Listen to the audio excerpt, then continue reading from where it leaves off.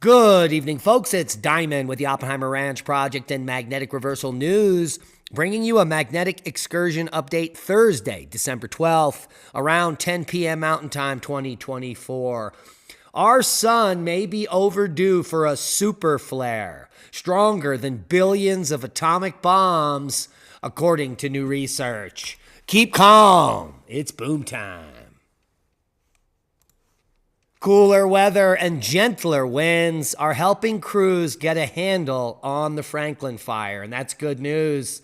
The lessening winds and increasing humidity are helping firefighters make progress in the battle against the Franklin fire in Malibu, where crews today reached 20% containment. Good news there. And the U.S. snowfall has been below normal for many areas this season, but the Great Lakes has seen above normal snow as other regions have had little to none. But guys, winter doesn't really start until December 21st. And here's the forecast looking like pretty normal snow activity for the season of pleasing. As we head into Christmas, take a look. The Sierras are going to be picking up snow. Even the northern plains will be picking up some snow, and the Northeast and those lake effect regions as we head on out to Christmas. And that is right there. Is there going to be a Christmas miracle in southern Texas and Florida? Perhaps they will be picking up some of the global warming goodness in the form of a white Christmas.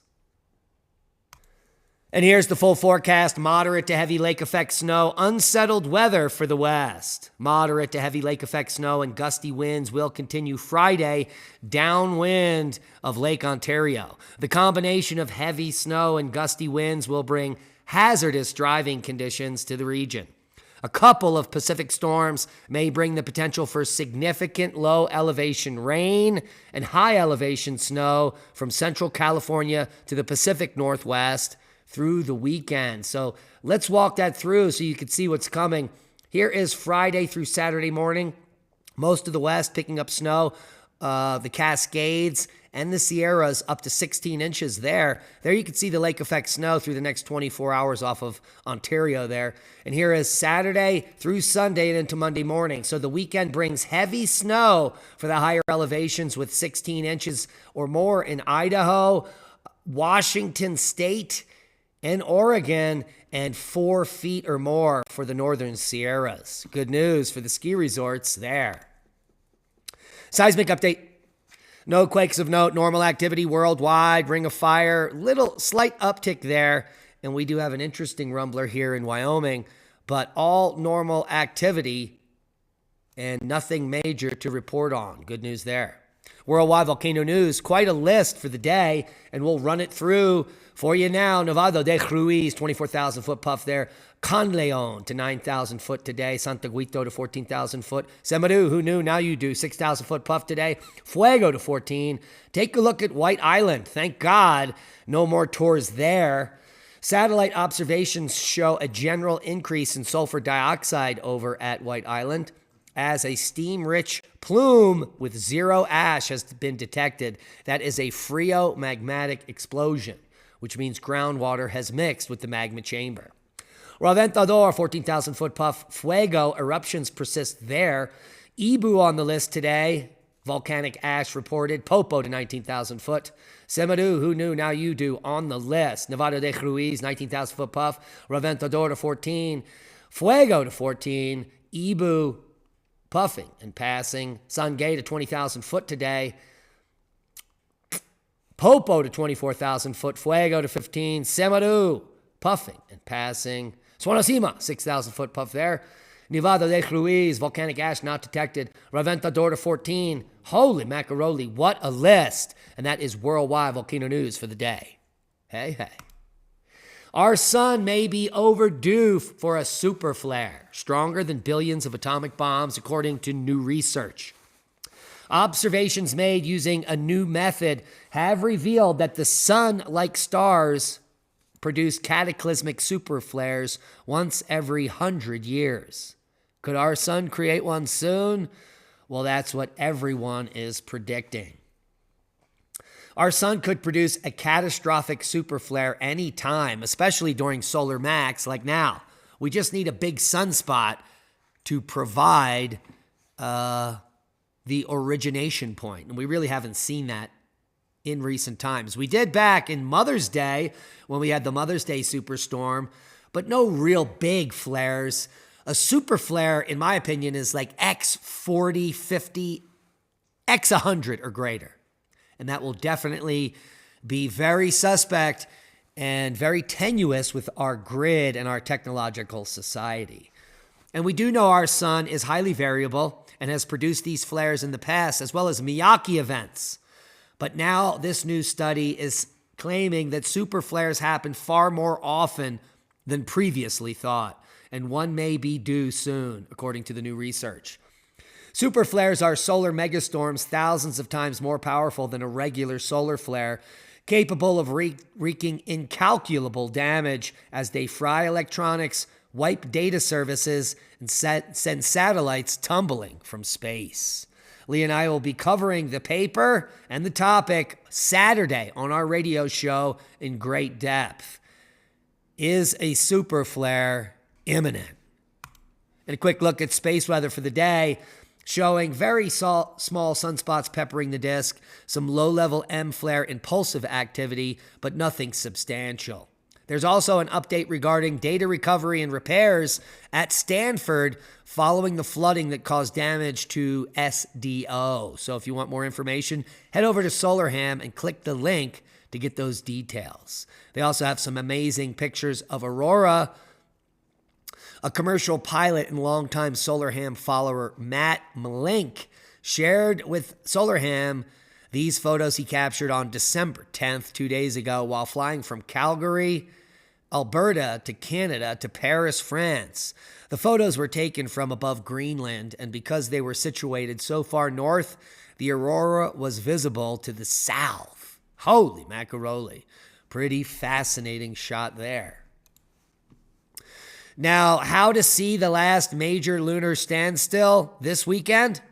It is the furthest northern rising moon until 2043. You got that right. The lunar cycle is an 18.6-year cycle, which causes the moon to track north and south across the mid-latitude sky. And ancient Native Americans in my region here, just a few miles away, constructed a kiva at Chimney Rock to mark the lunar standstill. Only once every 18.6 years does the moon rise between the two pillars at Chimney Rock if you're standing at the kiva, and it's happening right now. Are you ready for a rare lunar phenomenon that won't happen for almost 19 years? Yes, 18.6 to be exact. Well, this weekend we'll see the rise of the full cold moon, the name for December's full moon. However, the moon will behave dramatically different from usual, with the most northerly moonrise and moonset at full moon until December of 2043. So get out and make it a full moon boom. New studies change our understanding of our meeting with Neanderthals, and this is groundbreaking work. Lee and I will be covering this on Saturday on the radio show Revolution.Radio Studio B, noon Mountain Time. It's true that we met and mixed with Neanderthals many times, but only one gene flow event produced all non-Africans alive today. That's you if you're that white guy and you're not African. And it was later than we thought. In fact, the mixing event, the gene flow event occurred during a mass extinction, the Lechamp magnetic excursion. We're going to break it all down for you and show you some interesting data coming out with new genetics that are showing that the only reason I'm speaking to you now and have a YouTube channel is because my ancestors mixed with Neanderthals 41,000 years ago, and we are the only lineage that made it. Indigenous elders decode ancient rock art filled with shamans spiritually transforming into animals. Archaeologists have finally deciphered the meaning of a series of prehistoric rock art images with the help of local indigenous elders and ritual specialists. The Serranía de la Lindosa, the 12-mile-long sandstone outcrop in Colombia's Guavaller department, is covered with thousands of red ochre paintings that have made the news over the last few years. Some believe it to date back over 11,000 years. For much of the last century, research in this northwestern region was obstructed by political unrest and inaccessibility. However, following the 2016 peace agreement between the Colombian government and FARC, archaeologists were able to resume their work and discover several rock art sites featuring images of humans, animals, mythologic creatures, and more. But I really wouldn't hold too much weight to what the elders are saying about these paintings, because I've spoken to lots of elders about petroglyphs out here in the desert Southwest, and each and every one of them has its own story. So take it with a grain of salt and come up with your own conclusions, perhaps. Here we can see a group of people that are about to be eaten by a giant cave sloth, for goodness sakes. Is it a Christmas miracle? I think so. Archaeologists uncovered the tomb of Santa Claus. Well, actually, St. Nicholas, which really isn't this guy. It was a different guy, but he did inspire the story. Archaeologists have discovered what they believe to be the tomb of St. Nicholas, the philanthropic Greek bishop and inspiration behind the Christmas icon Santa Claus. The 6-foot-long limestone sarcophagus was found buried 6 feet deep within the 2-story annex of St. Nicholas Church in Demre, Antalya, Turkey, long considered the final resting place of St. Nick. Excavations have been underway here since 1989, but this latest find is the most intriguing yet.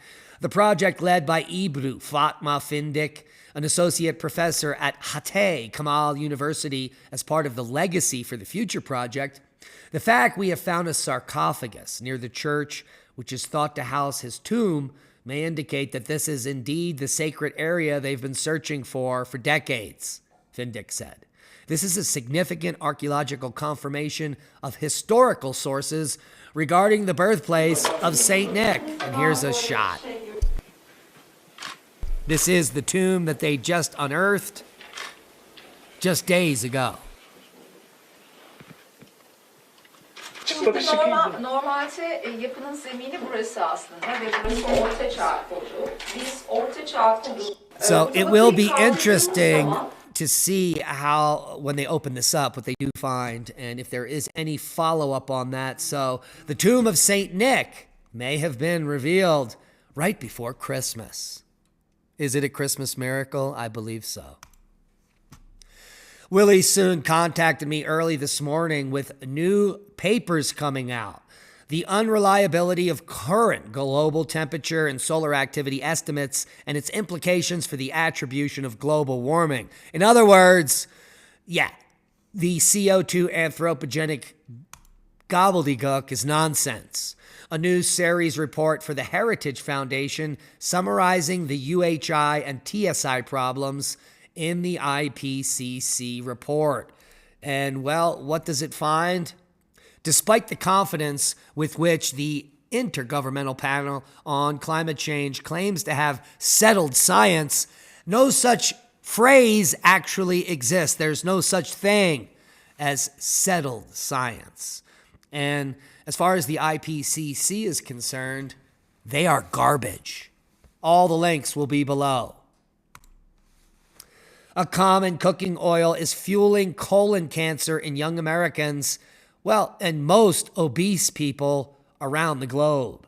According to a new study, guess what? Colon cancer is on the rise, especially among young Americans. And one of the major risk factors could be the use of popular cooking oils touted as healthy, but in fact ultra carcinogenic. And all of these are in ultra-processed diets. A new U.S. government-backed research published by Gut Journal has found out, in a striking discovery, the study analyzed the tumors from 80 colon cancer patients and identified seed oils to be the culprits behind the colon cancer, which has been one of the fastest-growing cancers in recent times. Are you one of the people that are not in the know? Are you still using sunflower, canola, corn, or grapeseed oil? Throw them away. They are industrial lubricants, and they're toxic and carcinogenic, and they have no place in the human diet. They do result, however, in chronic inflammation, which can also lead to heart conditions, arthritis, metabolic syndrome, and even stroke, and in this case, cancer. You want to survive and thrive in the future, you should not be eating any of these seed oils. Check all the packages. Within the last 10 years, all of the healthy oils have been replaced with these cancer-causing garbage oils, which cost pennies on the dollar because they are not safe for human consumption. They're garbage. Seed oils are highly refined and processed with bleaching, deodorizing, heating. Absolutely disgusting. It can lead to the creation of harmful chemicals which kill you when heated at high temperatures, which they claim you should be using them for. And even deep frying, many of them undergo oxidation, producing potentially toxic byproducts like aldehydes, which kill you. These toxic compounds can damage tissues, contribute to aging and chronic disease. They can also increase the risk of cancer and lead to insulin resistance. Besides, the refining process can also increase trans fat content, which can lead to more heart disease, high cholesterol, high blood pressure, and weight gain. So you want to be safe? Yeah. Don't eat seed oils. Please switch all of your oils to omega-3 fatty acid oils, which are found in olive or avocado oil. Use beef tallow. How about organic butter? And get healthy, wealthy, and wise. And guys, all of the water on Earth is toxic and contains PFAS. PFAS chemicals. These are forever chemicals that cause more cancer. And the only way to remove them is with a reverse osmosis system. Now, they're very expensive, but a new breakthrough by ITIL has brought them to the general consumer at a very low price, just $2.99 for your own portable reverse osmosis water filter system that can run and be repowered on solar. It removes 99.999% of everything. Disease, bacteria. You can filter any water into perfectly clean, pure, reverse osmosis water, which could save your life. Start filtering out all of the toxins that are making you sick. Use coupon code CM20 for 20% off, or ORP20, and get the lowest price reverse osmosis system on the planet. You could bring it camping. It only weighs a few pounds. It is 5 times lighter than a Berkey filter and half the price. So go get it. You can also be pumping 600 to 800 gallons of drinking water per replacement pack. So just 2 filters will filter 600 gallons of the dirtiest water and 800 gallons of pretty nice water. So get the ITL, support your health, and support the channel, and that's a boom to knowledge. Please share the video. We're shadow banned. We need your help to grow. Hit the thumbs up. It helps with the algorithm. Subscribe to the channel if you haven't, because we need your help to grow. And be safe. We love you, and that's a boom.